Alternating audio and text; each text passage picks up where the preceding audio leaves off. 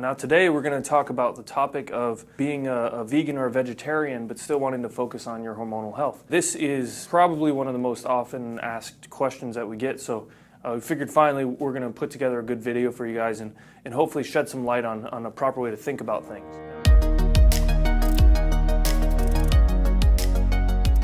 Now, first off, I think it's overly simplistic for either myself or anyone else who's teaching testosterone enhancement or hormonal health enhancement. It's overly simplistic to just say that you should only eat meat and you shouldn't be a vegan or shouldn't be a vegetarian. Now, a lot of people have reasons for being vegan or vegetarian, and who am I to tell you that you shouldn't do it? But I can be realistic in terms of helping you out with some steps. And what we're going to do in this video, we're going to talk about 8 steps that you can take to make sure that you understand, and steps that you can implement in your daily life that will help you as a vegan or a vegetarian or somebody who wants to focus more on eating a plant-based diet rather than a meat-heavy diet. If you fall into that camp, these 8 things are going to help you and help guide you along the way to make sure that you don't make any crucial mistakes. Because as we all know, actually, you could be a meat eater or you could be a vegan or a vegetarian, and you could be extremely unhealthy in both camps. So I just want to help you out with some tips to make sure that you focus on the right hormonal health principles in your diet and make sure that you don't skimp on anything that's very essential. Now, before we get into number 1, I want to give a hat tip to Mika at nxmen.com. He actually put together a really good guide for vegans that are looking to increase their testosterone naturally, and I'll put a link to that guide here in the description of this YouTube video. But number 1 is to make sure that you are consuming enough calories. And this might seem like a no-brainer, but a lot of times when people switch to a plant-based diet, especially when they're in the transition phase, it can be difficult when you're trying to figure out what foods you want to eat in that without consuming meat, which is a very calorically dense food source, to try and get enough calories in your diet. And that's why a lot of people who are very, very strict vegans tend to be lower body weight than people that are not. First off, make sure you get enough calories, because overall, if you're in a big deficit, it doesn't matter where the food's coming from. If you're in a big deficit, you're going to have problems with your hormones, because your body's going to basically go into a state of chronic stress. You're going to have higher cortisol, and you're going to also slow down your metabolic rate. So you want to make sure that you get enough calories in general just to support the body weight, to support your training efforts or whatever you're doing to keep yourself active and healthy, whether it's weightlifting, swimming, whatever you're doing, surfing. Just make sure you have enough energy intake to balance the overall energy balance in your diet. All right, so number 2, I want to talk about fats and fiber. Now, a lot of people think that just eating a plant-based diet in and of itself is going to be healthy. There are actually there's research showing that specifically things like a very high fiber diet is going to be bad for testosterone production. So you want to make sure that if you're a vegan and you're consuming a lot of plant-based foods, that you don't necessarily want to focus on super high fiber foods. It's going to disrupt your hormone balance. You can get plenty of, just the right amount of fiber. I'm not saying to overconsume or underconsume. I'm saying to shoot for the right amount. But basically don't overextend yourself and go into the very high fiber territory, because the mainstream says that you should eat high fiber. Keep the fiber in check, and you're also not going to have any real stomach issues. But also in terms of fat intake, this is probably one of the biggest mistakes that I see vegetarians and vegans make in terms of their hormonal health, is that they consume typically very high polyunsaturated fat diet. And in general, it doesn't matter if you eat meat or not. If you're consuming a lot of polyunsaturated fats, you're going to have problems with your hormone production, specifically with androgen production. So keep the PUFAs on the low side and focus more on saturated fat, which is something you can get from plant sources, especially something like coconut oil is a very good source of that, which is very easy to get, and you can cook with it and whatever. But then also monounsaturated fats like olive oil and or olives and avocados. So if you focus on, and these are just the same principles really as anyone who would eat meat. In terms of your fat intake, focus on saturated fat and monounsaturated fat, and keep your polyunsaturated fat to a minimum. So fiber tends to elevate what's known as sex hormone binding globulin, SHBG. Therefore, it reduces the bioavailability of testosterone. That's basically the testosterone that's available for use in your body, and overall free androgen index. And that's basically why, according to these research studies, why vegetarians and vegans have higher SHBG and lower free androgen index. Okay, so to wrap up this point, basically what you should do is shoot for about, especially as a vegetarian or vegan, shoot for about 40% of your daily caloric intake to be from fat sources. So the main fat source that I would recommend would be coconut oil in terms of the saturated fat, but then also you can get your fat from avocados and olive oil as well. Now, some sources of fat that I would avoid, basically fat sources that are polyunsaturated fats, are the following: flaxseed oil, soybean oil, walnut oil, grapeseed oil, and most nuts except for macadamia and Brazil nuts. All right, now number 3 on the list is to focus on protein intake. And protein actually can be one of the bigger challenges. I've seen both sides of the picture, basically where some vegans and vegetarians complain a lot about inability to get protein in their diet, but then others say that it's perfectly easy to get plenty of protein. So make sure that you have plenty of protein in your diet. However, don't overconsume protein. Again, this is the same type of principle that I would teach anybody. You don't need as much protein as you might think you need to support your training. You need to consume probably around 20% of your daily caloric intake, get it from protein. And at that point, you're going to be able to support your training optimally. You could still gain muscle, and you're going to have enough to support your body's metabolic processes. So in terms of testosterone, protein is correlated with free testosterone levels and lower SHBG levels, and we'll put some studies here up on the screen right now. So it's not something that you should neglect, but it is something that you should not overconsume, because having the right amount of fat and carbohydrate intake is extremely important for your hormonal health as well. And what we see, a lot of guys, doesn't matter if you're vegan, vegetarian, or a meat eater, a lot of guys who have low T problems related to imbalance of macronutrient intake, it's typically because they're over-consuming protein and they're under-consuming fats and carbs, which are more important for your endocrine health. So don't over-consume the protein, but make sure you focus on getting enough protein in your diet as a vegan or vegetarian where you can support your training and feel good, feel full, and you'll be fine. All right, number 4 on the list is to consume enough carbs, and this shouldn't be a difficult thing as a vegan or a vegetarian, but definitely just keep your eye on it. You can still get these from starchy sources like white rice, but consume enough carbs, especially if you are weight training, especially if you're training. If you have sleeping issues, it will behoove you to consume more carbs, especially because I know some people are trying to do a vegan or vegetarian diet, but still do like a ketosis diet and that sort of thing, which seems very complicated. But basically just make sure you get enough carbs in your diet. Shoot for about 40% of your daily caloric intake to come from carbohydrates. And if this seems like too much or too little, then you can adjust it from there. And as long as you are keeping your, and I did another video on this recently about what's the optimal macronutrient ratio for testosterone production or for hormonal health. If you keep your protein at about 20% of your daily caloric intake, and then you can adjust your fats and carbs based on your own preferences. People have different insulin sensitivity and different levels of insulin resistance, basically.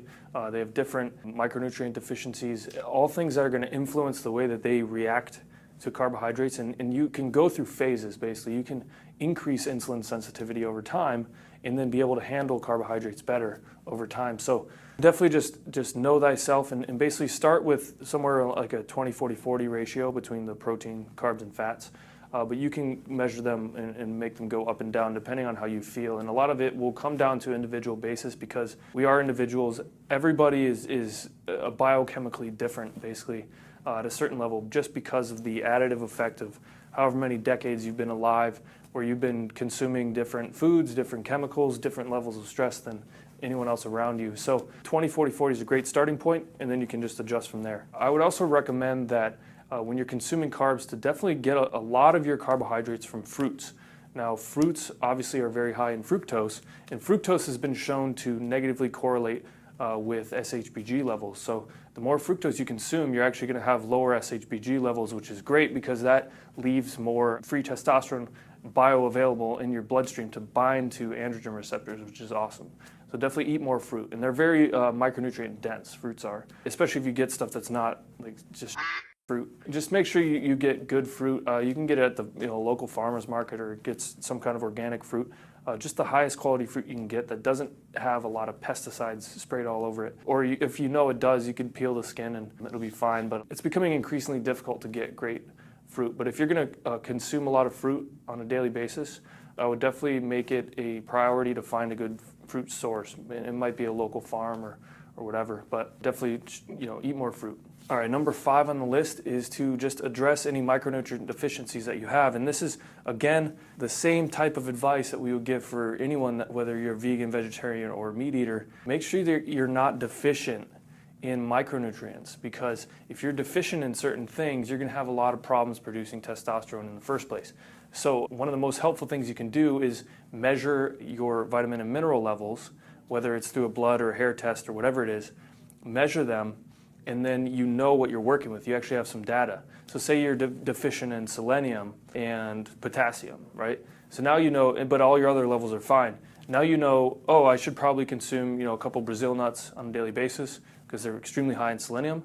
And for potassium, maybe I need to consume more coconut water and bananas until I start feeling better. Or maybe I should just supplement with a high-quality bioavailable supplement form of each of those. And then you're going to see that within a short period of time, you're going to be feeling a lot better than you are at that point if you're deficient in something. So this part of the list is just to make sure in general that you don't become deficient, or you don't ignore any underlying deficiencies that you might have, because it can be very easy for anyone to fall into certain eating habits and eating patterns where you're eating the similar things every single day, but you might be neglecting certain micronutrients that you should either start to branch out in your diet, or you should just supplement with those vitamins and minerals to make sure that you're not deficient, because your body pulls on those as resources to fuel so many metabolic processes and hormonal processes. So you just want to make sure that you're not deficient in anything. All right, so next up on the list is to avoid things that are anti-androgenic.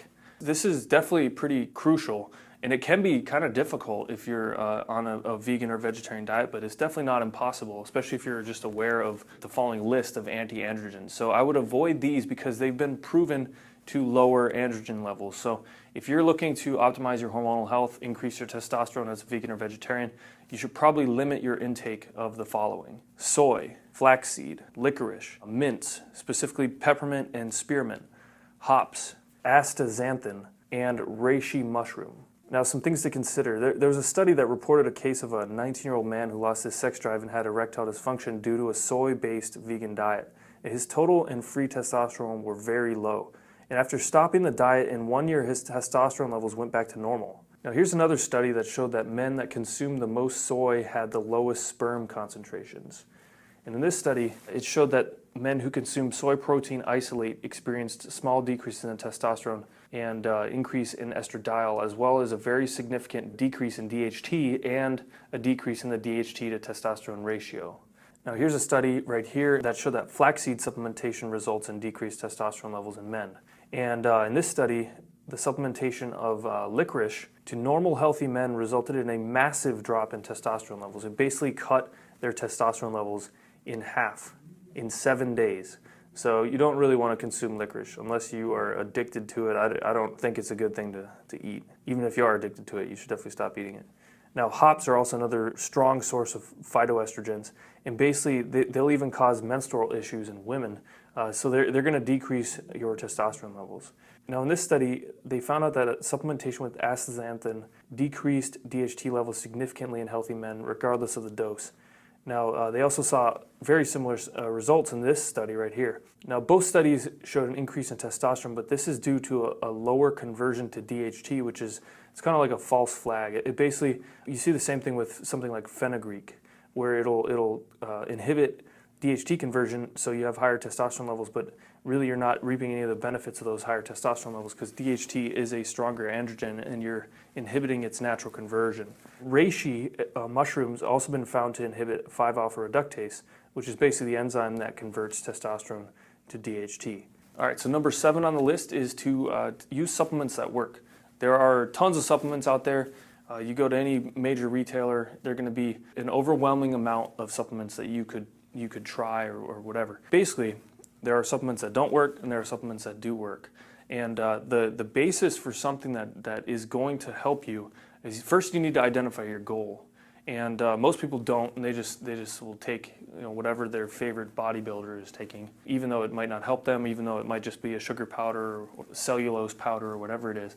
But if your intention is to raise testosterone, there are certain things that are very, very helpful for that. But first off, And I don't even know if this doesn't even necessarily need to be lumped into the supplement category, but basically, like I said earlier, make sure you're not deficient in micronutrients. Make sure you're not deficient in any vitamins and minerals, because if you supplement and bring those levels back up to normal, you won't have to continue supplementing with them unless you want to have like a daily practice of making sure that you don't become deficient again. But you're going to see a massive improvement in your health by doing that, because you'll no longer be deficient. You'll have corrected the deficiency.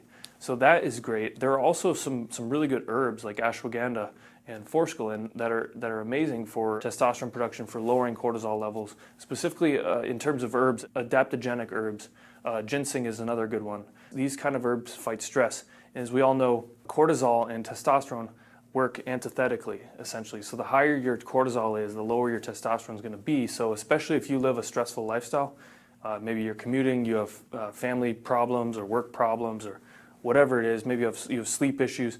If you have a chronically high cortisol level, adaptogenic herbs are going to be extremely helpful to help you lower your cortisol, because that is what they do. They fight stress in your body, and then they do work. They're amazing. So there are a lot of supplements out there that you could be consuming basically as an insurance policy to make sure that your testosterone levels are good and your hormonal health is very good. And for more information on that, we have tons of videos on this channel. But you can use supplements, especially if you're doing a plant-based diet.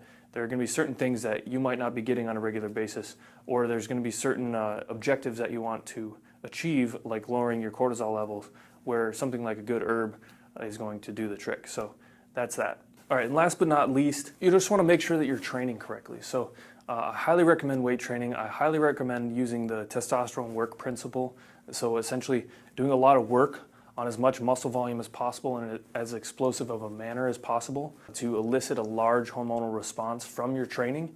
So you can maintain a lot of muscle mass, you can gain muscle mass, and so you can keep your cortisol in check, because that is the other element of the equation that most people don't understand, is that especially when you're doing something like chronic endurance training. I used to be a triathlete, and I used to run races and swim and bike all the time, and I would go out and I'd be training 20 hours a week plus. And part of the issue there was that I was chronically elevating my cortisol, and so my testosterone was just being suppressed the whole time. So there are certain types of training that are going to work with you, and certain types of things that are going to work against you. So I recommend, I wrote this book, Ali Coppola and I made this, and it's called the Thor program. It's also available in digital format if you're international, if you don't like books. Basically, the Thor program is designed specifically for testosterone training, basically hormonal enhancement training. It tells you exactly what to do. Also inside it, you'll see we have a full training diary in the back, and there are example 3 and 5 day splits, because I know people like some people like to train more than 3 days a week, but other people are very busy and they only want to train 3 days a week. So we put that all into the Thor program, so you can check that out. So there you have it. Those are the principles that you should focus on as a vegan or a vegetarian. As long as you focus on these principles for hormonal health, I think you're going to be just fine. Now, a lot of people, they get scared one way or the other. I'm not, against vegan or vegetarian diets. I think you can be healthy and unhealthy on any kind of diet. So just if you operate by hormonal health principles, you can have a great diet and you'll feel good. So if you're a vegan or vegetarian, if you're one of the guys who's been asking for us to do this video, I would recommend just evaluating, looking over this list and basically evaluating your own diet, your own daily habits and patterns, and seeing what you could change and what you can adjust to better optimize it for this. So hopefully this helped. If you like this video, give it a thumbs up. If you want to see more videos like this, subscribe to our YouTube channel, and I'll see you on the next video.